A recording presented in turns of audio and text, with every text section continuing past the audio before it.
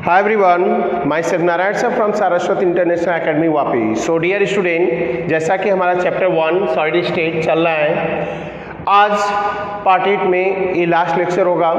इसके एक्सरसाइज की बात करें तो थियोरेटिकल पार्ट है, सॉल्यूशन आपको पीडीएफ भेज दिया जाएगा जिसमें आप प्रैक्टिस कर लेंगे उसको देख कर. और न्यूमेरिकल पार्ट मैं कंप्लीट कर दे रहा हूँ. जो टेक्निकल पार्ट है जहाँ पर आपको प्रॉब्लम हो सकती है उनको मैं सॉल्व कर दे रहा हूँ, चाहे वो इंटेक्स हो एग्जाम्पल हो. मोस्ट ऑफ चीज़ें साथ में ही चली हेडिंग के साथ. मे भी अगर कोई पॉइंट छूटा होगा तो आप क्या करिए, रिमाइंड करिए, मैं उसको ज़रूर बताऊँगा.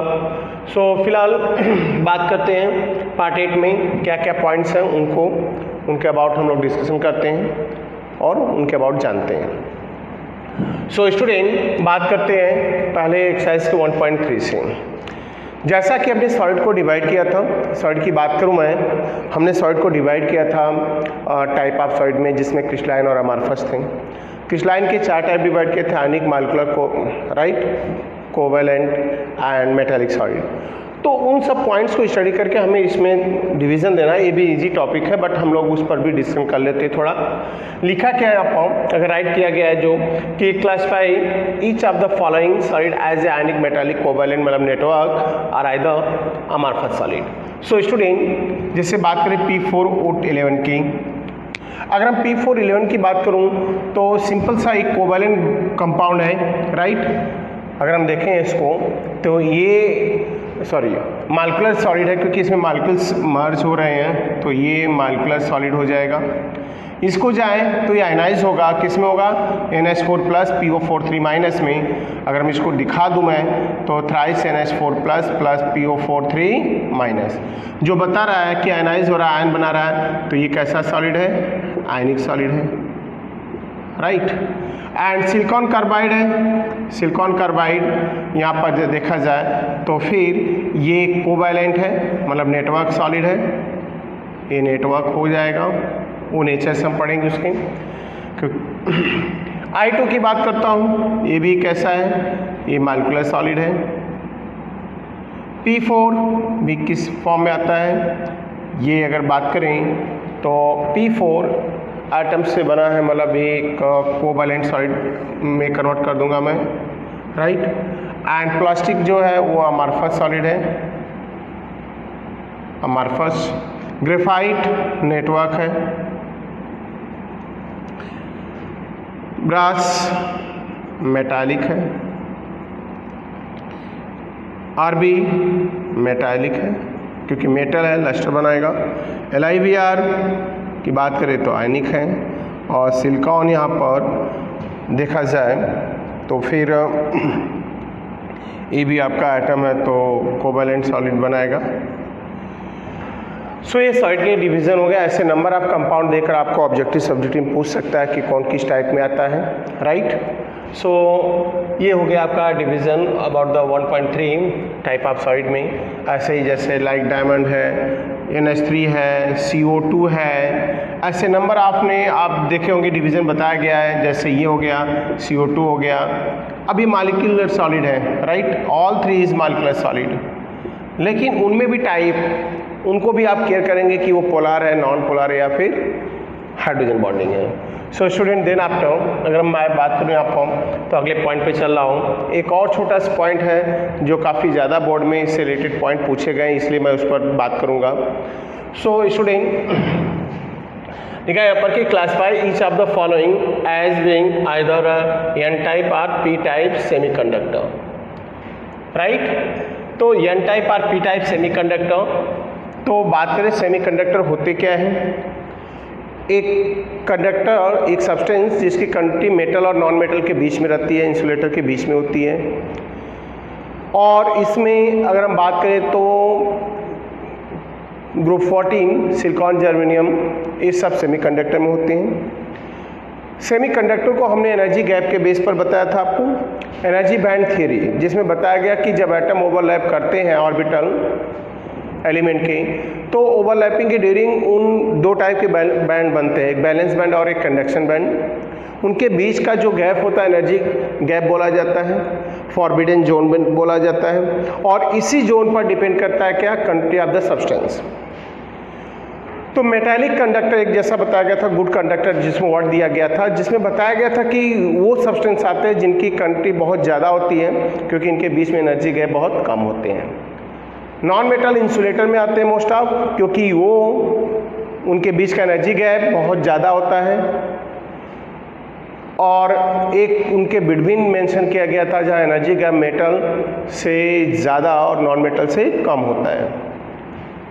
इसमें बताया गया कि वो सेमीकंडक्टर है और इसकी कंडक्टिविटी किसके बिटवीन होती है, और सेमीकंडक्टर की कंडक्टिविटी टेम्परेचर चेंज करने से बढ़ती भी है, मतलब इंक्रीज करने से इंक्रीज होती है कि फॉरबिडन जोन डिक्रीज होता है। एंड देन उसी के बेस पर बताना, मैंने वहाँ आपको बहुत परफेक्ट तरीके से समझाया था कि हमें अगर सेमीकंडक्टर क्या है, जैसे यहाँ पर सेमीकंडक्टर है जर्मेनियम, अब जर्मेनियम है यहाँ पर, और स्टूडेंट यहाँ है सिलिकॉन। मैटर डिपेंड करता है कि इनके लास्ट ऑर्बिट में कैसे हैं, 4 इलेक्ट्रॉन हैं, इनके लास्ट ऑर्बिट में भी 4 इलेक्ट्रॉन हैं। अब मैटर ये है कि इसमें इंडियम के ग्रुप हम चेक करेंगे। अगर सेमीकंडक्टर में इलेक्ट्रॉन रिच इम्प्योरिटीज डोप कराते हैं, मिक्स करते हैं, तो एन टाइप का बनता है। इलेक्ट्रॉन डेफिशिएंट कराते हैं तो पी टाइप का। Electron deficient what that's indicate कि जो सेमीकंडक्टर उसके लास्ट ऑर्बिट प्रेजेंट इलेक्ट्रॉन से इम्प्योरिटीज के जो डोप करा रहे हैं, ऐड कर रहे हैं, उसमें इलेक्ट्रॉन लास्ट ऑर्बिट में कम हो। इंडियम आई होप सबको पता होगा कि ग्रुप 13 में है, क्योंकि बोरॉन, एल्युमिनियम, गैलियम, इंडियम, तो ग्रुप 13 का एलिमेंट है। मतलब इंडियम के लास्ट ऑर्बिट में जो इलेक्ट्रॉन होगा वो कितना होगा, 3। इसके लास्ट ऑर्बिट में है 4, मतलब इसके 3 इलेक्ट्रॉन इसके साथ बॉन्ड बना लेंगे, तो इलेक्ट्रॉन डेफिशिएंट है।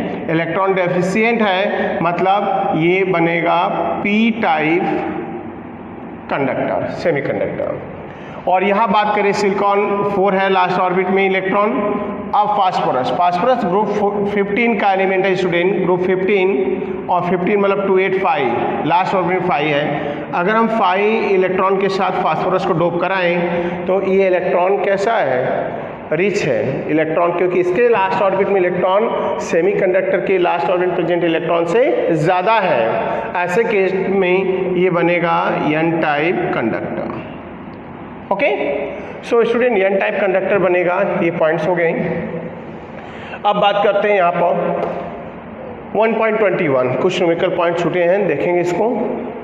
1.21 की बात करूँ तो गोल्ड जो ऑरेनियम बोला जाता है, सिंबल क्या है student, AU। Gold atomic radius 0.144 रखा है यहाँ पर nanometre. Crystallize in face centred unit cell, so what is the length of the side of the cell. बोला है कि गोल्ड एक यूनिट सेल बना रहा है क्रिस्टल में, उसके उस यूनिट सेल जो बनाता है वो किस टाइप की होती है, face centred cubic unit cell. और इस face centred cubic unit cell में बात करूं मैं तो face centred cubic unit cell में जो रेडियस है एटम की, हर एक एटम की रेडियस है वो 0.144 नैनोमीटर है। So what is the side length, मतलब ये हमने कंसिडर किया है साइड लेंथ, मतलब edge length of the each edge length of the cube. So student अगर r is equal to this है, ये आपका हो गया सिलिकॉन, और यहाँ पर बात करूँ तो ये साइड लेंथ है यहाँ पर, क्लियर। एंड देन आफ्टर हम बात करेंगे इसके साइड लेंथ का formula, A is equal to 4r/√2। ये हमने कैलकुलेट किया था और आपको बताया गया था जब हम पैकिंग एफिशिएंसी फाइंड आउट किए थे तब। तो पैकिंग एफिशिएंसी के टाइम अगर हम बात करें तो ये पॉइंट से आया था, और यहाँ से अब हम लोग बात करेंगे नेक्स्ट पॉइंट पर कि A इज इक्वल टू हमें ये फाइंड करना है। तो देन R की वैल्यू दिया है, तो 4 × 0.144 √2 की वैल्यू हम फाइंड आउट करेंगे, इनका प्रोडक्ट निकालेंगे। एंड देन आफ्टर हम इस पॉइंट को फाइंड आउट करने के बाद इसका प्रोडक्ट फाइंड आउट कर लेंगे, और जो हमें अप्रॉक्स मिलेगा 0.407 नैनोमीटर। सो स्टूडेंट ये होगी यूनिट सेल की साइड लेंथ। सो स्टूडेंट अब नेक्स्ट न्यूमेरिकल की तरफ चलते हैं। एक्सरसाइज में बात करें और भी बहुत सारे हैं, और मैंने बताया कि इस लेसन बहुत सारे थ्योरेटिकल पार्ट है जो लेसन को रीड करके आप सॉल्व करोगे, राइट।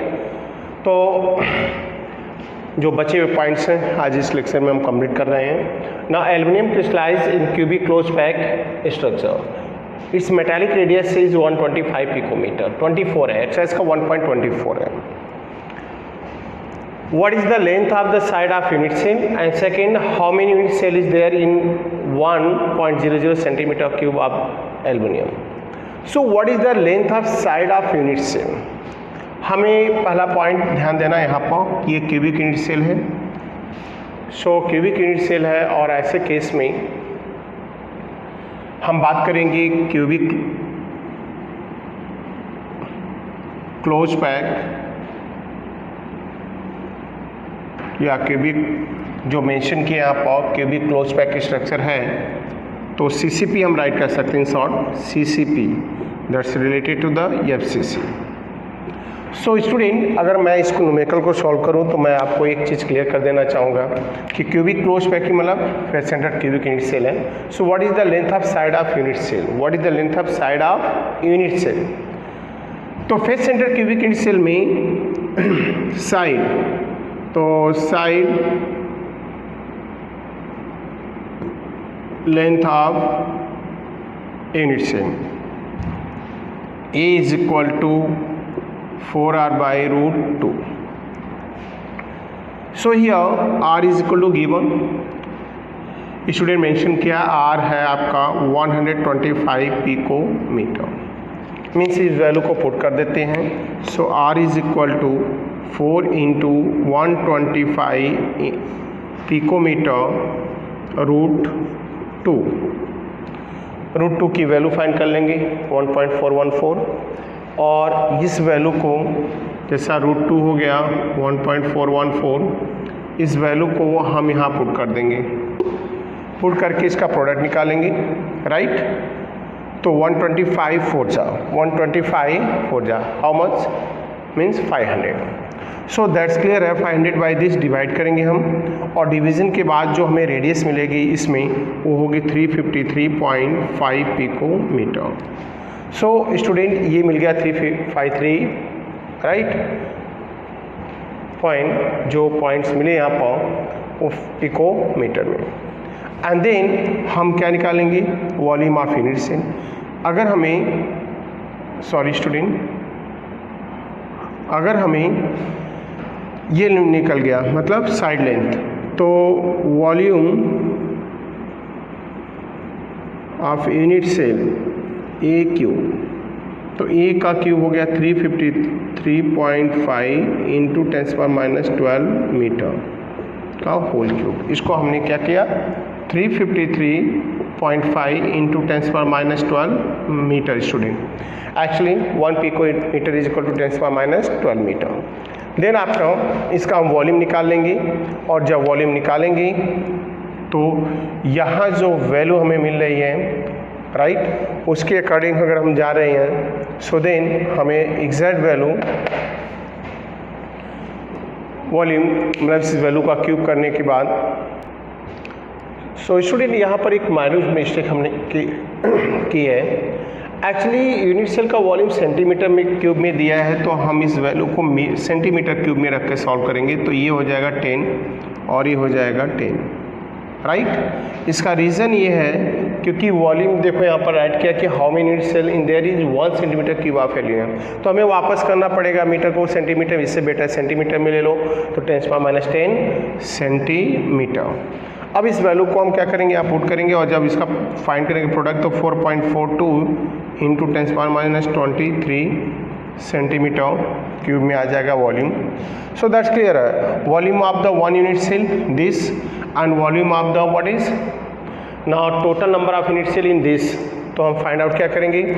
यहाँ पर हम फाइंड आउट करेंगे, बात करेंगे जिस पॉइंट की, तो नंबर ऑफ, अगला पॉइंट हमारा है कि number of unit cell is equal to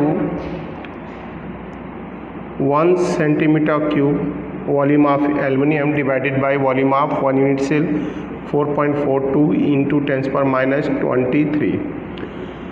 इस वैल्यू को डिवाइड करेंगे और ये ऊपर जाके प्लस हो जाएगा, स्टूडेंट 10⁻23 हो जाएगा, इनटू अब 1 को डिवाइड करेंगे बाय दिस, डेसिमल कैंसिल करें या ना करें, तो उसके अकॉर्डिंग जाएंगे 2.26 अप्रॉक्स, ये होगा यूनिट सेल. आगे की बात करते हैं। अब अगले न्यूमेरिकल पे चलते हैं, जहाँ पर राइट किया है कि if NaCl dope with the 10⁻³ mole% strontium chloride and then what is the cationic right concentration of cationic vacancies.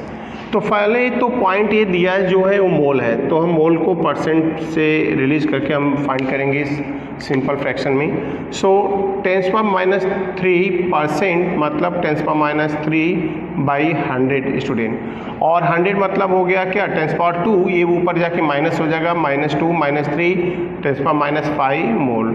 Total vacancies का ये रेश है, तो मोल है तो नंबर ऑफ वैकेंसीज, बहुत इजी सा पॉइंट, नंबर ऑफ कैटायनिक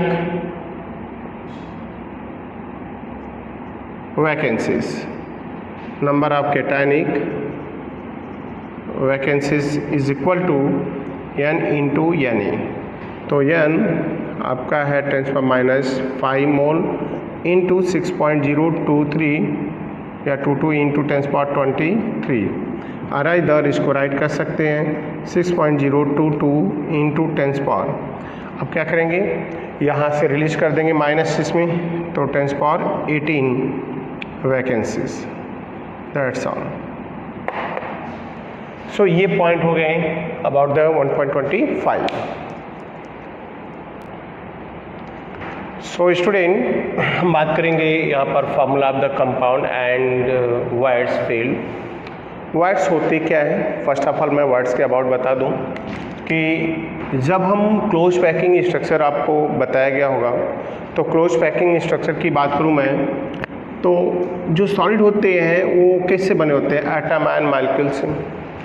और जब स्टैकिंग होती है सॉलिड में, स्टैकिंग में होता क्या है कि एक लेयर के ऊपर दूसरे लेयर, दूसरे लेयर के ऊपर तीसरी लेयर, ऐसे मैनेज करते हैं। मैं बात करूं यहाँ पर, तो जब ये एटम अरेंज होते हैं लाइक दिस वे, तो होता क्या है कि इसमें इन एटम के बीच में क्या होता है, गैप होता है। इन एटम के बीच में गैप होता है, और इस गैप में अगर बात करें तो ये वैकेंट स्पेस होता है।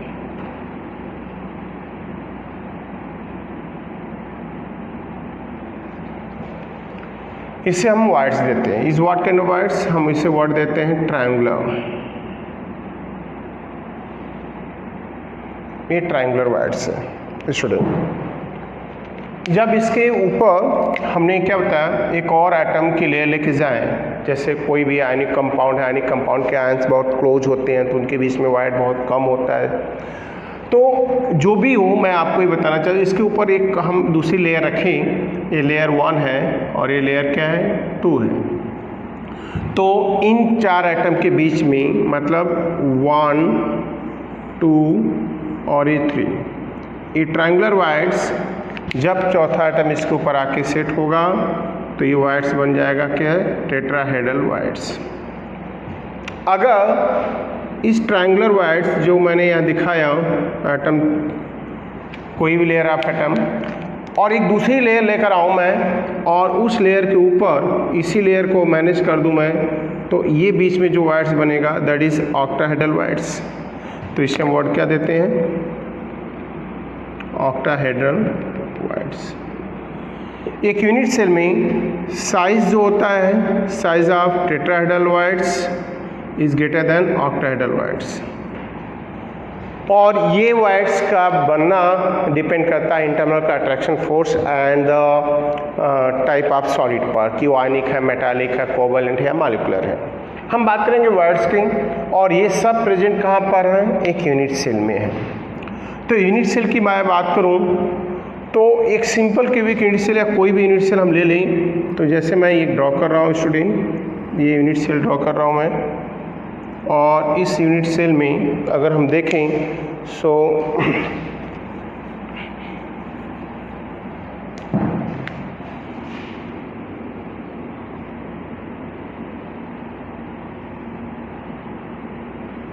ये हो गया यूनिट सेल।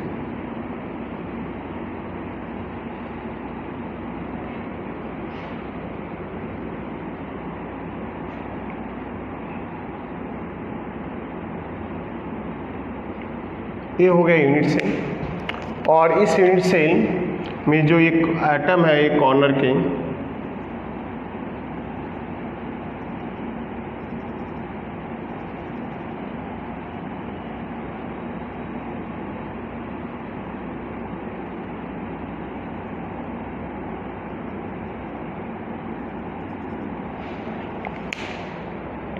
और एक यूनिट सेल के अंदर वाइट्स की वैल्यू मैं बात करूं तो वाइट्स क्या होंगे, जैसे इनके कोई भी, जैसे 1 2 3, मैं इस पॉइंट्स को मर्ज कर रहा हूं कि अपर लेयर के ये 3 पॉइंट्स जो हैं इसको मर्ज कर रहा हूं मैं, तो ये जो मर्ज होकर बनाएंगे वो टेट्राहेड्रल वाइट्स। तो फिर ये 3 कॉर्नर के पॉइंट्स इससे मिलेंगे, वो भी एक टेट्राहेड्रल वाइट्स। और जब फेस सेंटर को आप मर्ज करोगे, फेस को, हर एक फेस के एटम को जहाँ पर वाइट्स बन रहे हैं, तो ये जो बनेगा, ये जो रहेगा, ये बनेगा क्या, ऑक्टाहेड्रल वाइट्स। सो ये ऑक्टाहेड्रल वाइट्स की कंडीशन है, लाइक दिस।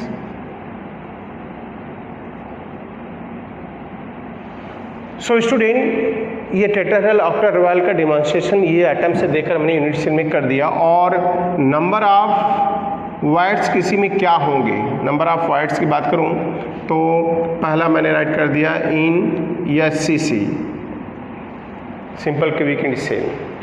तो सपोज दैट n एटम है किसी क्रिस्टल के अंदर, तो एटम जो n है उसका 2 टाइम टेट्राहेड्रल वाइट्स होता है और उसी का 1 टाइम, मतलब सेम नंबर ऑफ एटम के इक्वल क्या होता है, ऑक्टाहेड्रल वाइट्स होता है। इस पॉइंट को केयर करके हम इस पर जो भी एग्जाम्पल न्यूमेरिकल है सॉल्व करेंगे। आपके टेक्स्ट बुक का एग्जाम्पल भी है, बट मैं डायरेक्ट आपको पॉइंट से समझा रहा हूँ वाइट्स का। अब इन SCC एटम कितना होता है बेटा, 1, तो इसमें टेट्राहेड्रल वाइट्स कितना होगा, टेट्राहेड्रल वाइट्स होगा यहाँ पर 2 एंड ऑक्टाहेड्रल होगा कितना, 1। दूसरा पॉइंट जाए तो यहाँ पर in BCC, body centre cubic unit cell, atom होता है 2, तो यहाँ पर टेट्राहेड्रल वाइट्स होता है 4 और ऑक्टाहेड्रल वाइट्स होता है 2, क्योंकि एटम के बराबर ऑक्टा और उसका डबल टेट्रा। जैसे थर्ड है in FCC, face centre cubic unit cell, atom 4 है तो समझ सकते हैं स्टूडेंट, एटम 4 है तो डबल होगा 8 टेट्रा हेड्रल वाइट्स और ये हो गया 4 ऑक्टा हेड्रल वाइट्स। सो स्टूडेंट, इस पॉइंट को केयर करके अब हम लोग इस पर रिलेटेड फार्मूले बनाएंगे। फार्मूले आपको एग्जाम में मिल सकते हैं, आपके टेक्स्ट बुक का एग्जाम्पल भी दिया है। अगर हम बात करें आपके text book example number 1.1 and 1.2, जहाँ पर इन पॉइंट्स को हाईलाइट किया गया है, आपको बताया गया है कि हैं क्या ही। सो स्टूडेंट, स्टार्ट करते हैं। आपको इससे रिलेटेड फार्मूले कैसे होंगे मैं ट्रिक से बताऊंगा आपको, और फार्मूले और जो भी एग्जांपल आप आसानी से सॉल्व कर सकते हैं। मैं ये मेंशन कर दूं, यहाँ पर एग्जांपल मैं राइट कर रहा हूँ, एक ही को बार बार टर्म कर चेंज करूँगा और राइट कर रहा हूँ क्वेश्चन 1 कि if in a cubic unit cell atom A present at corner and B occupy all tetrahedral voids. If unit cell is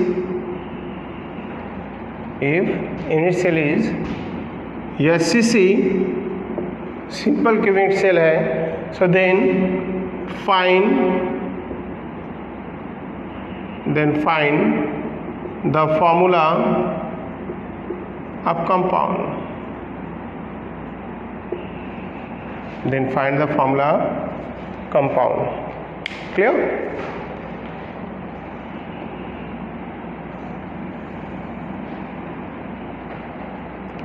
तो स्टूडेंट आप समझ सकते हैं आप कि मेंशन किया गया कि एक क्यूबिक इंटीग्रल में दो टाइप के मतलब पॉइंट्स इंक्लूड है A and B. A corner को रख रहा है तो ए का वैल्यू क्या होगा कॉर्नर का 1/8 इंटू 8 इज इक्वल टू 1, वो क्यूबिक क्लोज पैकिंग बना रहा है। बी ऑक्यूपाई क्या कर रहा है टेट्राहेड्रल वाइड्स, तो बी का वैल्यू क्या होगा। सिंपल क्यूबिक सेल में एटम कितना होता है स्टूडेंट, एटम होता है 1, तो टेट्राहेड्रल वाइड कितना होगा 2, ये टेट्राहेड्रल वाइड्स हो गया। सो ए रेस टू बी क्या होगा बेटा, फॉर्मूला होगा 1:2 मतलब AB2, राइट। ये फॉर्मूला हो गया सिंपल तरीके से। और मैं ये पॉइंट्स बोलूं कि ए न्यूमेरिकल चेंज कर दिया मैंने, नंबर 2 कर दिया, तो नंबर 2 कर दिया और मैं ये राइट करने जा रहा हूं कि B occupy all, right, occupy 2/3 of tetrahedral voids in a unit cell is SCC, so find the formula of compound. अगर ये तो वही है, बी जो एटम है वो पूरे टेट्राहेड्रल वाइड्स का कितना कवर कर रहा है 2/3, तो फॉर्मूला फिर क्या होगा, तो हमारा रेशियो आएगा 4/3। ए रेस टू बी मतलब 1:4/3 मतलब A3B4। यहाँ पर एक्स वाई कुछ भी कंसिडर कर सकते हो, राइट। अगर मैं यही टॉपिक चेंज करके फॉर्मूला 3 कर रहा हूँ, यहाँ पर क्वेश्चन नंबर 3 कर रहा हूँ और ये BCC की जगह लिख रहा हूँ कि if unit cell is BCC, अगर BCC हो तो देन क्या फॉर्मूला होगा, तो BCC में होगा ये अपनी जगह कांस्टेंट है, एटम अब बदलेगा क्या, पोजीशन B का बदलेगा। B occupy 2/3 part of tetrahedral void, तो हम राइट करेंगे क्या, in BCC number of atom, कितने एटम होते हैं 2, तो tetrahedral voids, tetrahedral voids is equal to 4। So that's clear है कि ए रेस टू बी मतलब ए और बी का वैल्यू हो गया, ए का तो 1 हो गया और ए रेस टू बी में ए 1 हो गया, और बी कितना होगा, बी उस पूरे टेट्रा का 2/3 कवर कर रहा है, मतलब 4 एटम है, राइट। तो 4 एटम हो गया, तो सॉरी 2 एटम है तो 4 टेट्राहेड्रल वाइड्स, तो उसका 2/3 कवर कर रहा है स्टूडेंट, तो मतलब हो गया 8/3, मतलब यहाँ हो गया 8/3 मतलब ए रेस टू दिस, तो A3B8। ऐसे हम फॉर्मूले जनरेट करते जाएंगे, क्लियर, जनरेट करते जाएंगे और फॉर्मूले हमें मिलते जाएंगे। सो आगे भी इसके बेस पर पॉइंट्स होंगे। सो स्टूडेंट इसके बेस पर आपका एग्जाम्पल नंबर 1.1, 1.2 वो भी है, एक्सरसाइज में भी है, तो आप उनको करेंगे और बड़े सिंपल तरीके से ध्यान रखना वहाँ पर क्या पॉइंट्स हैं, मेन टारगेट आपका रहेगा ये अगर आपको याद है पॉइंट्स, तो मुझे नहीं लगता किसी को प्रॉब्लम होगी कि टेट्राहेड्रल वाइड, ऑक्टाहेड्रल वाइड, कोई क्यूबिक इंटीग्रल है 2 एटम है, तो अगर कोई ऑक्टाहेड्रल वाइड्स कवर कर रहा है, कोई टेट्राहेड्रल वाइड, उनका फॉर्मूला क्या है, तो दैट्स क्लियर है, इनके बेस पर आप परफेक्ट करेंगे। मैंने 2-3 यहाँ पर आपको दिया पॉइंट्स, कभी वो 2/3 होगा, कभी 1/4 होगा, वो चेंज होंगे, वो आपको माइंड स्विच करना। सो स्टूडेंट आज के लेक्चर में बस इतना ही, राइट। नेक्स्ट लेक्चर में हम बात करेंगे न्यू चैप्टर की, मीन्स चैप्टर हमारा 1, 2, 3 सॉलिड सॉल्यूशन इलेक्ट्रो कंप्लीट हो गया है। एक्सरसाइज आप करेंगे, सॉल्यूशन आपको, एंड देन आफ्टर अगर पॉइंट कुछ मिस हुए होंगे या ऐसा कुछ होगा तो मैं एनालाइज करूँगा उसको, एंड देन आप भी करेंगे, डाउट होगा जो क्लियर करेंगे। आपको इनके PDF फाइल आपको सॉल्यूशन के दे दिए जाएंगे, आपको प्रैक्टिस भी करना है, जैसा आपका 12th स्टैंडर्ड है तो आपको बहुत सारी चीज़ें अटेम्प्ट करनी चाहिए, बार बार प्रैक्टिस करो, क्लियर। जो टाइम ड्यूरेबिलिटी होगी वो कम मिलेगी आपको बोर्ड के लिए, तो ध्यान रखना, इसको केयर करके आप खुद उसके लिए रिस्पॉन्सिबल होंगे कि आप कैसे उसको परफेक्ट तरीके से टाइम मैनेज करके सारी चीज़ें क्लियर करें।